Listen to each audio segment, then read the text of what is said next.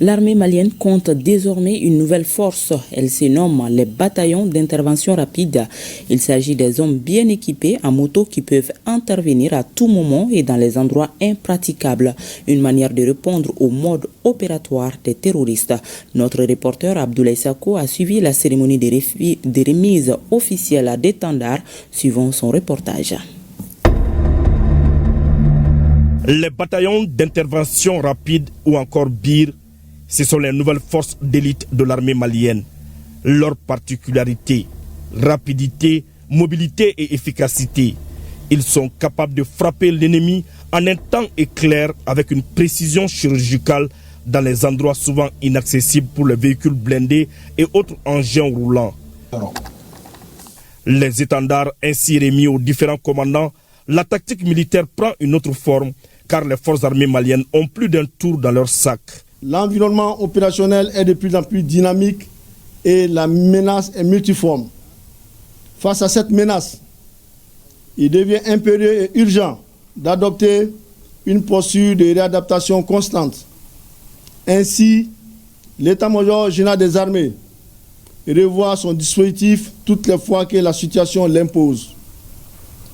Depuis quelques mois, les terroristes appuyés par leurs sponsors étrangers s'attaquent aux citernes de carburant, aux moyens de transport de passagers et à des véhicules de particuliers sur les différents axes reliant la capitale Bamako aux autres régions du pays. En réponse à ces actes criminels, il a été jugé opportun de disposer de forces médianes à la dimension d'une grande unité opérationnelle dont les hommes sont assidûment entraînés, aguerris et professionnels, avec des moyens adaptés pour répondre à cette nouvelle menace de guerre. L'homme est le centre de gravité des autorités de la transition. Des militaires bien formés, capables de s'adapter à toutes les situations. Voilà la priorité du chef suprême des armées, déclinée ici par le chef d'orchestre. Depuis le début de la transition, sous l'impulsion de son Excellence le général d'armée Assimi Goïta, les forces armées maliennes ont connu une montée en puissance extraordinaire. Les aspects les plus visibles par le grand public sont les équipements et les infrastructures. Mais la vraie transformation que nous avons connue, c'est la transformation de l'homme, du soldat malien. Son mode de recrutement, son entraînement et sa formation ont connu des évolutions pour s'adapter aux défis.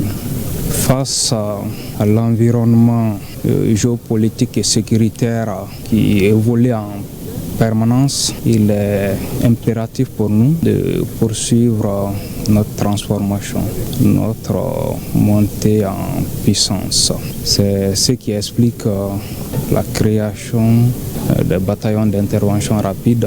Ce type d'unité caractérisée par son agilité, sa légèreté et sa capacité à contenir les menaces. Ce que j'ai vu est rassurant. La lutte contre le terrorisme ne peut se gagner sans l'appui de la population. Le ministre chargé de la Défense invite les populations à soutenir leur armée. Le combat que nous menons est un combat difficile parce que notre adversaire se cache derrière le combattant visible.